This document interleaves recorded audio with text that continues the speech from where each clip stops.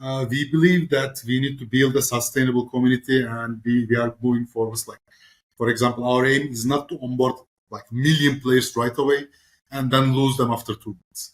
Our aim is to like build up in time. So that's why if we are going to organize like a play to airdrop campaign, probably it's going to be based on like real effort within the game.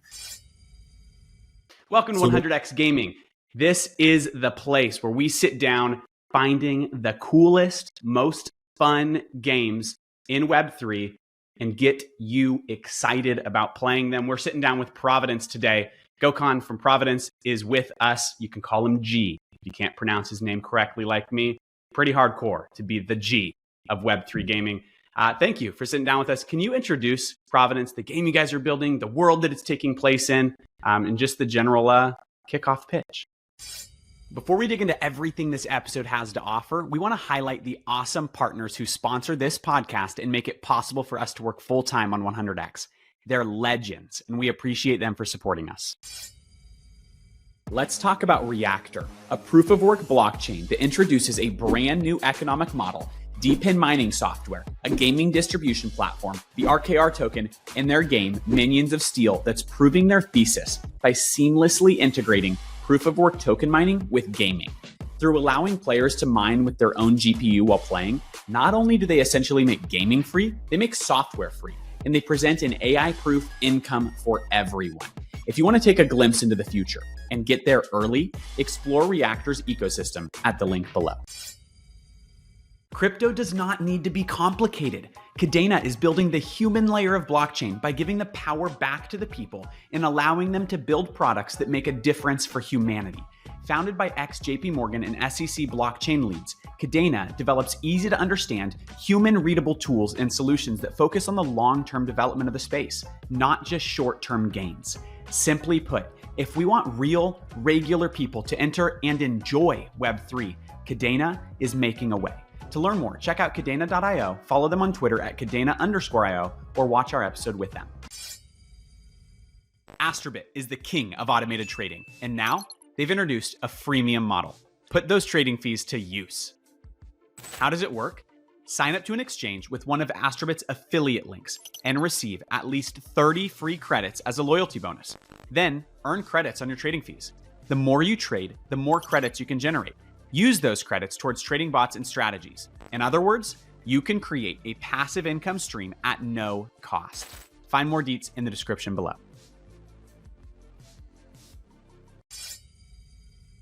Providence is a survival game. As you can guess, it's a Web3 game. And to summarize it like quickly, even if we describe it as a survival game, Providence is like a combination of different genres and has elements from like a lot of different genres. For example, we have a big tree called Truewood Tree, which you need to parkour around to climb on top to get the resources. And it has elements from like platform games, for example. And you have itemization, like different weapon loadouts, armor loadouts. So there comes your RPG aspect. Survival is out there. For example, there are areas with low oxygen or like low temperatures. So you need to survive or like stay a short time there. So very briefly, Providence is a survival game, but has elements from a lot of different genres. Cool, awesome. And it's sci-fi. You're in space. Caesar and I played for the first time last night I have a 9-month pregnant wife, so I only played for about an hour, but I think he played longer than I did with Swiffle and Polo and some of the other cool gamers in the space. And we had fun. I told you right before we started recording that graphically, like, it looks better than a ton of the games in this space. That's not a dig at anyone specific. I think the space feels very early. You guys have a game that is looking really pretty.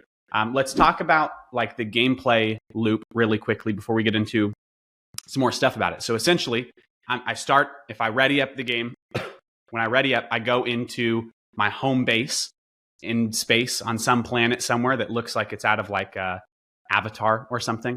And I can prep my weapons. I can prep my gear. I think right now there's four weapons. There's like a shotgun, a phase rifle. In my opinion, it felt like a sniper. A AR. Yeah, was that supposed to be like a sniper? It hits really hard if you charge it up. It's like the almost like the laser from the Spartan laser from Halo. If you were ever into Halo Reach back in the day. a shotgun and something else. My blanket and a rocket launcher or a grenade launcher. You jump in, you hop on your ship, you fly to a singularity. Is that what it's called? You're flying to like a loop planet. Slipworlds are those planets that are drifting into a singularity. So those planets that are drifting into singularity. So you're flying out there. You jump onto the server's open for like an hour, I think, or that world. And so you jump in before the planet blows up. Is that the lore? You're jumping in before it flies into the singularity, and you're extracting all the resources you can get and surviving. We had someone hunting us down last night. They kept killing us. And that was the most fun part, was like they were just camping the ship extraction launch pad. And so we were battling over resources. Walk me through, is that the core gameplay loop? Is that just the beta right now? Walk me through that the gameplay loop there. I mean, first I want to start with your comments about like how good the game looks. Like I'm a gamer myself. Like, don't get me wrong. I'm not like shilling the company that I'm working for. I'm like a hardcore gamer since '96, and I really believe that Providence has the best looks and feels in the Web3 scene right now. And recently I noticed something, that some like content creators are like creating content regarding Providence, and I don't know why they have the feel to write a disclaimers note saying that this is not sponsored, because usually when they're reviewing or telling something about Providence, they say, man, this is amazing, that looks great, etc. So probably their followers also think that this is like some kind of paid shilling.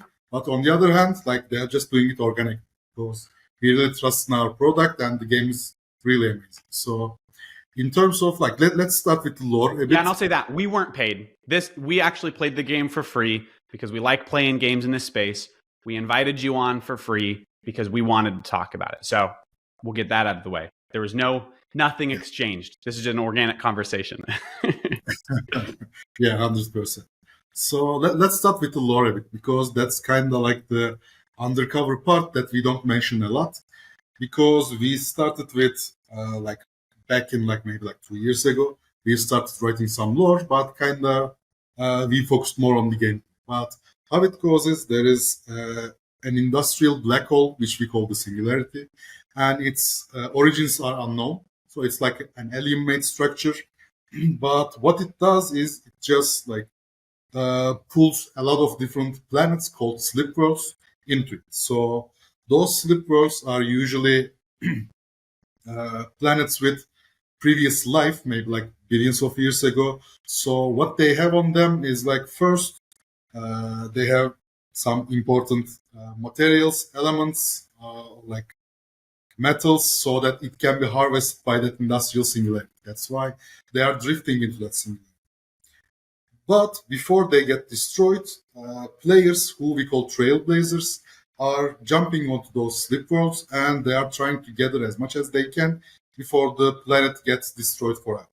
So how it converts into the gameplay is those slipworlds are our servers with players, like 24 people in total, in teams of 4.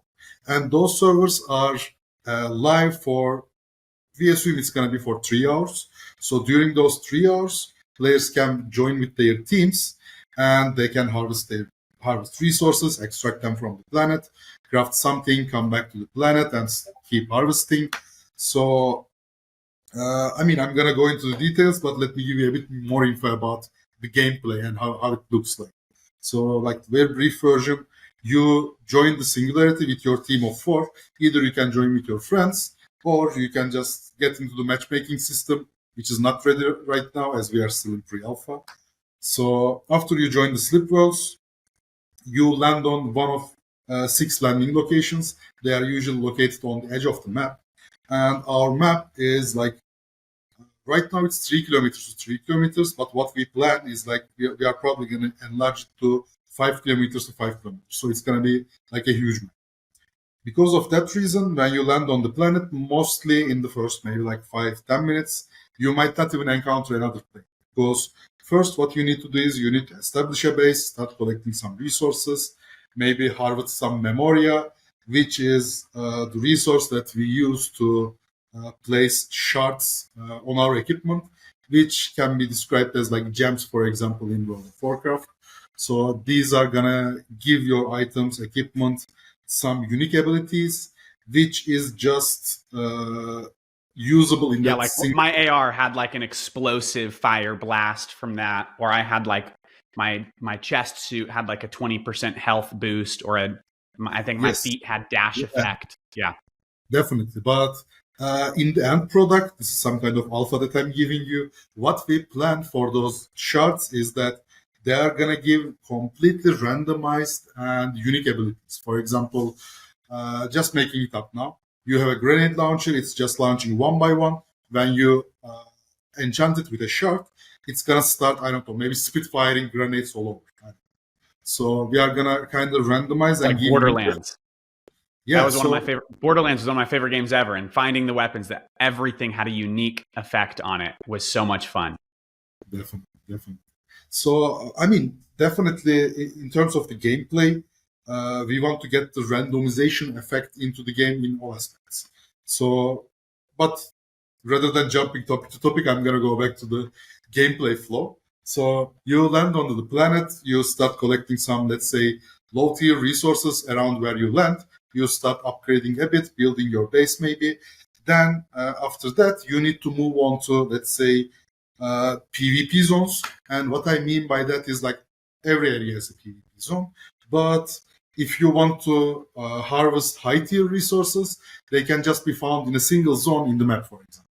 And that's why people are going to fight for those resources. That's the first aspect of PvP. And second aspect of PvP is usually found in uh, there are small, let's call them creepers, mobs, mini mobs, like scattered around the map based on like different biomes that they're in. And also Yep. there are like mini bosses and bosses. For example, in our playtest, you probably encountered Floof Queen and Taurus. Taurus is like the end boss of the map, and Floof Queen is like the mini boss of the map. Yep. The giant And moth. Is Blue Queen the giant? Like it's like a giant moth, big the eyes. giant boss is Floof Queen, yeah, yeah, yeah. Yep. What is the other one? Taurus. I don't know that Yeah, I I fought that ran one. into him at I all. fought that one. Yeah. That's That one like was the a little tougher. Yeah, it has like a big glowing eye in the middle, and then you have Yeah. to shoot the belly for a little extra damage. Yeah. Okay, so I haven't seen the Taurus at all then. Yeah, just because in the way that you mentioned, and I think after a while we really caught on to that idea of like, okay, this is what we need to be doing, and then we learned about like building the specific things to be able to process like the trees and everything. But it really took not only people who had played before to really understand those aspects, and also someone when we were streaming, someone in the chat was like, hey, dude, if you're trying to process those trees, you have to make the processor and build it out first. But that wasn't really as obvious as a lot of people, a lot of gamers would like from the beginning. Is there plans to make a tutorial or like really enhance the learning experience or the learning curve for a new player that's just entering Providence so they don't feel as lost as some people do? Yeah, definitely. Like in our previous playtest, that's probably the main feedback that we got from our community. Like when they join for the first time, they have no clue what to do because they are so used to playing games. I don't want to give names, but let's say arena games. You just jump into an arena, you just start killing people, you keep your scores, etc. But Providence is like completely different. It's like a survival game with its own unique game flow, with its unique gameplay. So that's why we are addressing that, but we are still in pre-alpha. So, for example, right now what we have is like a pop-up when you first join Slipworlds, which tells you everything that you need to know. But man, we are also games. I'm also a game. If I see a pop-up, I just close it. So no one's reading it. We are aware of that. I did that the first time, but then the second time we came back into the also world, closed it. I read Yep. it. I closed it the first time, and then the second time I went in for my second drop, I was like, maybe I should read this thing. Yeah, we are definitely gonna have like a better tutorial. And what we are planning for the coming months is like we are probably gonna work with some content creators to uh, make them help us educate people more about how to properly play Providence because that's how you can like properly enjoy this game. Otherwise, it's just like an arena shooter. You just join, kill people, have fun. Yeah, it's still fun, but if you play it properly with your proper itemization, etc., it's much better. And speaking on that, the idea of playing it properly, what is the ultimate goal? Because the way that you were explaining sort of like the play loop and how you progress through it, what's the ultimate goal? Like, am I trying to build the biggest space that I can? Am I trying to craft the biggest items, get the hardest or the most rare loot in order to sell that down the road? What's my ultimate goal as a player if I want to play this long term? Mhm. I mean, for that, I can just give you my assumptions. Because in terms of like gameplay loop, the end game is to, let's say, get the best gear, be the, like, we call it, for example, in World of Warcraft, we were calling it best in spawns, like all the BIS items that you can. That's the main goal. But the thing is, right now in pre-alpha, we are just testing like most of the mechanics, like procedurally generated maps. And the end goal is gonna be like endless replayability. One of them is gonna be, for example, first of all, like I mentioned previously, like we have like RNG like almost everywhere in the game. For example, first thing, all of our slipworlds are gonna be completely procedurally generated from the biomes that our developers are creating right now. As far as I know, we created already like maybe like 7, 8 different biomes, and only like maybe 4 or 5 of them are like visible in the current playtest. So whenever you join a slip world, it's going to be a completely different experience. So if you are looking for a certain resource, you join to the slip worlds, and there is a chance that you cannot find that resource on that planet. So you need to join again. So that's one. Second thing is, in terms of the replayability, we want players to create the meta by themselves, because we don't have classes in game. Maybe, again, this is some alpha, we might have factions in game, but we are not going to have like certain classes. So players are going to create classes by themselves. What that means is, first, people are going to argue and try different builds with the itemization. For example, just making things up now. You can just call yourself a scout. You are going to have, for example, lower firepower, lower carrying capacity, but you are going to have like huge dash distance, huge speed. So you can just scout the map, find where the resources are, and tell your teammates to like harvest them before everyone else. Or you can just become a tank, which means that you are going to have huge HP, maybe like high firepower, but you are going to have low mobility, you are going to have low carrying capacity. So by that mechanic, people are going to first create the meta for personal itemization. And the second thing is, after they create those classes, they are going to create the meta for the teams themselves. For example, the meta is going to be, I don't know, one healer, one tank, and two carriers, etc. So we just leave that to the players rather than just forcing them into different classes. So our end goal is with Providence is to have like endless replayability, and of course from the beginning, one of our main goals is to achieve again completely like a true free-to-play game without any interference from the development studio, and also completely player-driven marketplace. Again, no interference from the studio, the investors, blah blah. So we just like, because that's also our company motto in Dynasty Studios. Gamer first, second to. That's again what we are going for with Providence, and that's why we believe we are going to change the game. Fantastic. I dig the whole idea of the meta really being up to the way that people want to play.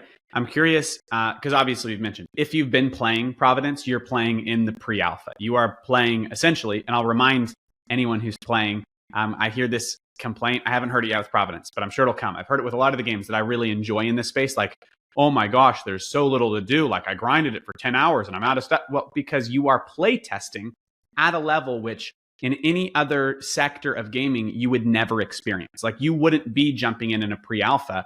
Their own game studio playtesters would be doing that. But in Web3, we have the privilege to participate in those playtests. And so you're essentially the guinea pig right now to make this game awesome. And so with that, you mentioned the meta of altering your weapons. You mentioned the meta of that little bit of alpha about how weapon stats or the bonuses, the effects will be randomized. Is that intended to like, so I jump in there, I go to one of those altars. I think that's what they're called. That's what I was calling them. I go to one of those obelisk altars. I edit my weapon. I throw on a stat and I extract. Right now, the stat goes away because I'm not taking my weapons out with me. Is that going to change? Is that intended to only exist while you're in there? Or can I like edit my weapons, get out, and then have a whole armory that I can choose between before I go in? So in terms of itemization, the plan is usually like this. The place that you mentioned is what we call forges. So in forges, you can implement shards into your like equipment, into your weapons to uh, increase firepower, etc. Right now, that's what's going on in pre-alpha. But when we release the game, hopefully, like I mentioned previously, it's gonna give unique abilities to your Yep. weapons, your armor, etc. That's the goal. And in terms of like different itemization, what we have in plan is to. By the way, I forgot to give one info. So uh, while killing those mobs that I mentioned, or like I don't know, killing like Taurus, killing Floof Queen, or like diving deep into vaults, maybe Yep. what we plan in the future also. So if you dive there, you are gonna have drops, what we call blueprints. So you are not gonna have like a weapon by itself, but you are gonna have the blueprint of that. Okay. So after you extract that blueprint in your homestead, what you can do is you can use your resources to craft that weapon. And Sick. of course, you can save your loadout, then explore deeper into the slip world and start using that one. But another thing that we have in mind for the future is like maybe you guys heard about it. Like I've known them for a while. There was a project called Canary, and they were using nested NFTs. What it means usually is uh, you can combine different NFTs into a single NFT. So Yep. in the future, what we plan is, for example, you have an assault rifle, you are using it, then you have another blueprint for a scope, for example. You can turn it into a sniper. You, I don't know, have a blueprint for an extended mech, you just merge them together, and three of your NFTs became one NFT, and maybe a completely unique weapon that you can either use or sell in the marketplace. Cool. Sweet. So, I mean, not only so that's where you guys' unique twist on the survival genre is, beyond just being blockchain, is that a lot of the survival games are simply survival games. And you guys are, from my perspective, almost blending the genre of like looter shooter, which is just all about going in, getting cool loot, cool armor, cool guns. I mean, I think of like Destiny, I think of The Division. Those are probably two of my favorite looter shooters right now.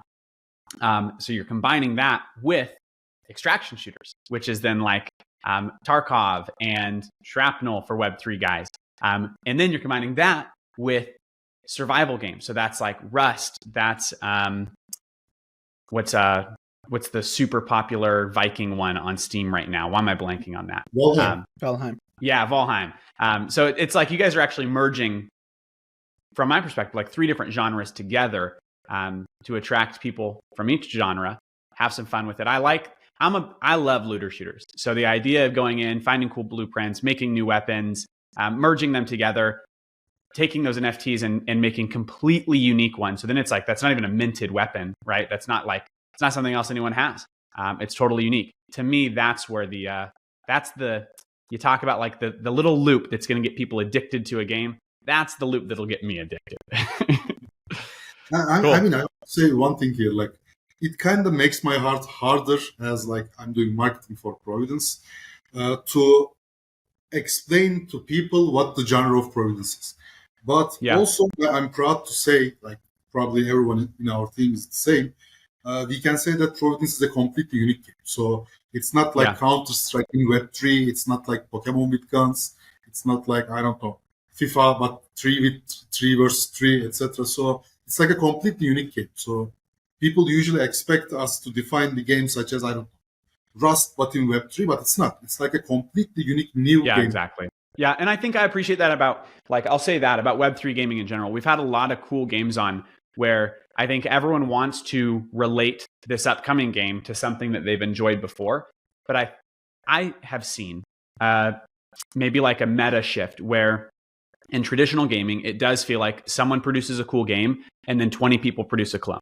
And then someone produces the next cool game and 20 studios produce a clone.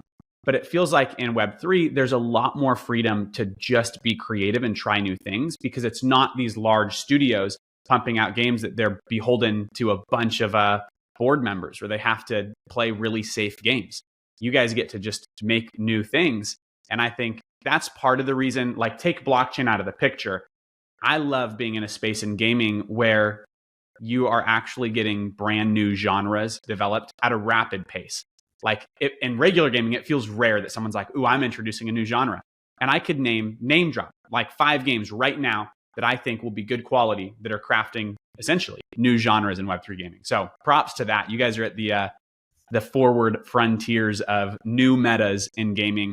I think the gameplay loop is really fun. Like you said, it's a pre-alpha, so don't go in expecting to play the most polished game ever right now. You don't polish when you're building. You polish once it's built. And so I actually had fun. Like, that's not me just hyping it up. I thought it was me and Polo. We were a duo in there and trying to survive, run from these creatures, those like tick ones, dude, that jump on you and just try to suck your blood. I don't know. That was terrifying the first time it happened. It was fun. I had a blast. So I think the gameplay loop, you guys are dialing in on something really cool. I do want to get into why you guys are building in Web3 and using the blockchain, and what parts of the game tap into crypto, blockchain, Web3, however you would break that down. What inside of Providence is utilizing blockchain technology? Let me give you some info about like Dynasty Studios, the studio behind Providence. So we started back in 2011. We developed some, let's call them traditional Web2 games throughout the years, and like some of them were like super successful, especially the Expedition series. Then we sold the IPs to THQ Nordic. Then for the last 3 years, the whole team is moved on the Web3 space, and we are developing products. The reason that we decided to move on to Web3 space, like as a traditional Web2 game studio, is because first, we want to reward players that spend either time or effort in the game in a way that they can get their efforts back or they can get rewarded. Because I mean, I know it sounds generic, everyone's telling the same thing, but as gamers, like for myself, I played World of Warcraft for years, and yes, I did like have fun. But the thing is, I didn't get anything in return. I just kept paying them money, and I'm still buying all the expansions, by the way. So, but like I didn't earn anything. But imagine like in a Web3 game, okay, you play the game, you farm, etc. You have the chance to get your efforts back if you are like, I don't know, stop playing the game. Or what you can do is like, even though we are not targeting like mainly those audiences, people can maybe like start earning some nice amount of money because of farming and live their lives in that way. You know, that happens a lot in Web3. Apart from it, the reason that we moved on to the Web3 space is because you cannot guarantee the security of players' assets in like a traditional database, for example. In Web3, you know, you can just hold whatever asset that you have on wallet. So that's also. And finally, the last reason that we moved on to the Web3 space is like, I can say that the Web3 has like finally in the last maybe like 2-3 years matured in a way that it became feasible for gamers to play a Web3 game without even noticing that they are on blockchain. Because, you know, like super fast transactions, even like gasless transactions, or like even if they're not gasless, like, you know, free transactions. So they can be onboarded to Web3 complete seamless. So we felt like it's time that we kind of changed the game, because the previous games also that we developed in Dynasty Studios or before under the name Logic Artists, they were all like completely unique games with like their own unique style of game. Now we are doing the same thing in Web3 with Providence. And understanding that idea of why you guys came to Web3 and why you felt like now is the time to actually launch a game in Web3, why did you guys choose AVAX? And what about AVAX enticed you guys to build here? And are you guys building a subnet, or are you guys building it on the mainnet? We are going to build on our subnet, by the way. So, but this is also some alpha, because probably you have noticed that we are not talking about blockchain, like tokenomics, etc. in our social media. Because right now, who we are targeting is like pure gamers. Yeah, most of our audience is from like Web3 scene, as we started working with AVAX. But thing is, we don't want to, let's say, onboard people to our community through, let's say, promise of future games. We want to onboard them because they are excited about the game that we are building, and they really trust in us to change the landscape of Web3 gaming, and of course, not only Web3 gaming, but also that we can onboard the next millions into Web3 from the Web2 audiences. The reason that we chose AVAX is, I'm going to be brutally honest, the things that I mentioned previously. First, in our subnet, we can completely have like a seamless onboarding of new players, especially the ones that are not familiar with Web3, blockchain, I don't know, like wallets. They can immediately onboard it through our in-game UI, and they can just start enjoying the game without even like having the need to, manually create a wallet, etc., etc.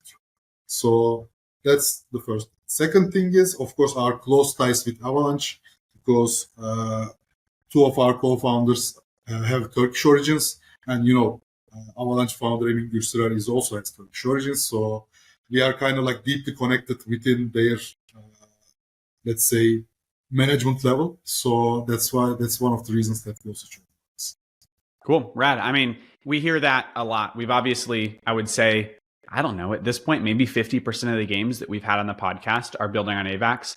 And almost universally, the reason is like, hey, we love the subnets. We love what it provides for us as a game.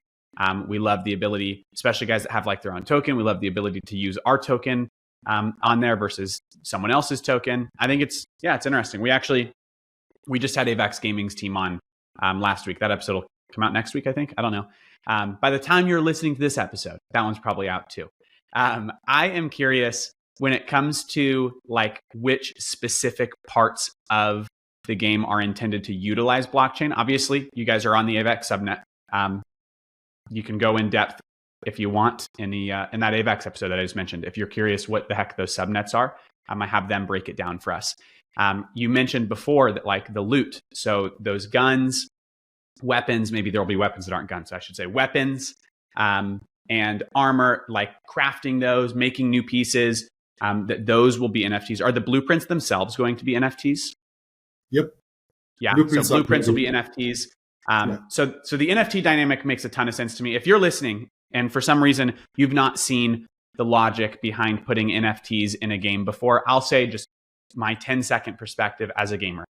I have played way too much Fortnite and I own way too many skins on there. But guess what? I don't own them. If they turn off the servers tomorrow, all of my content is gone forever, purged from existence. Go look at what happened to Warzone 1 to Warzone 2 and the number of devoted players that lost thousands of dollars of content because they bought skins in Warzone 1 and Warzone decided, let's turn off Warzone 1 and launch Warzone 2, which is the same thing. You just don't get to keep your content.